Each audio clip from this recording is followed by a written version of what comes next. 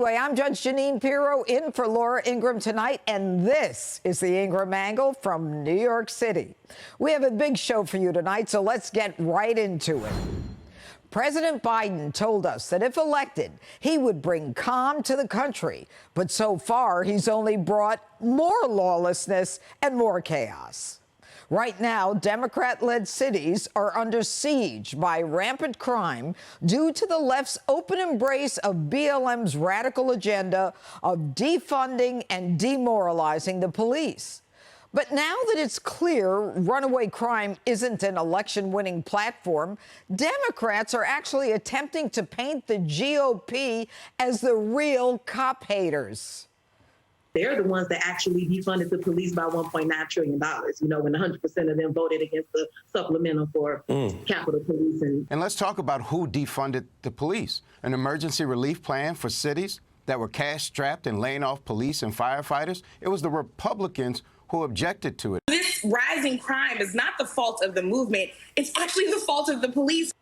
If we had a real press corps, they'd lambaste Democrats for making such ludicrous claims.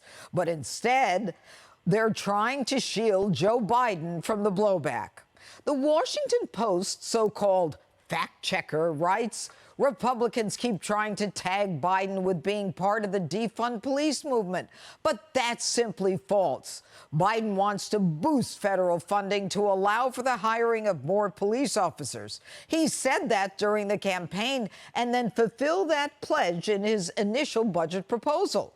He's been entirely consistent. Biden's been so remarkably consistent that the largest police unions endorsed Donald Trump last election. And while Biden may pay lip service to law enforcement, his actions speak louder than words. For instance, he appointed two defund the police acolytes to top positions in the Justice Department. First, there's Kristen Clarke, who wrote this just months before being nominated. Quote, defund the police, but be strategic.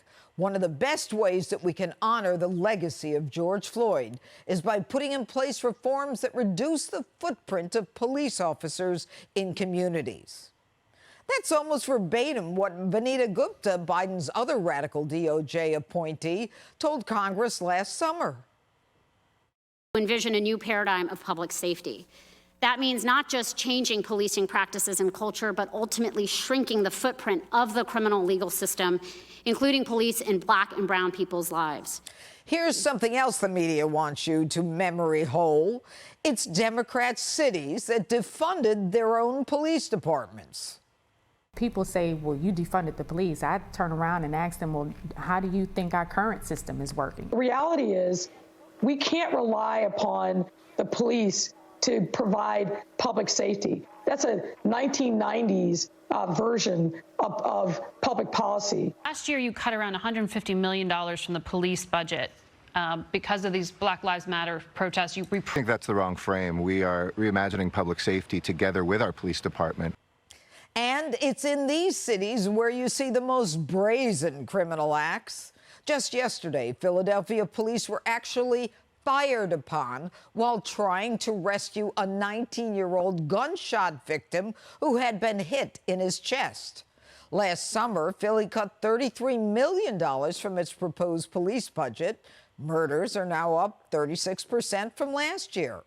And then there's this shocking story from Oakland, where armed robbers attempted to hold up a news crew as it interviewed the city's chief of violence prevention.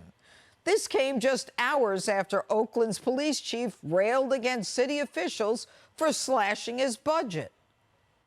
Not having resources makes our city less safe. Saturday night, I went out to a scene of a young man that lost his life, and a lady yelled out the window, "Do something about it." Without the resources, it makes it challenging to make Oakland safe. Oakland's murder rate is up 91%.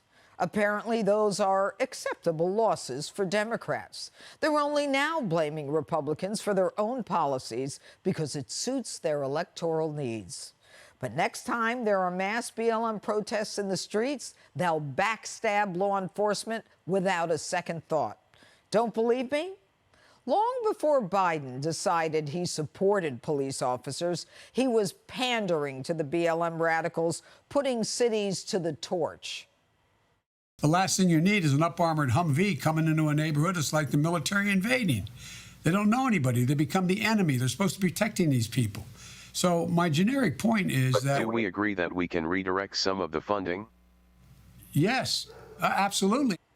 Next time Biden and his cronies tell you they support our men and women in blue, remember that one.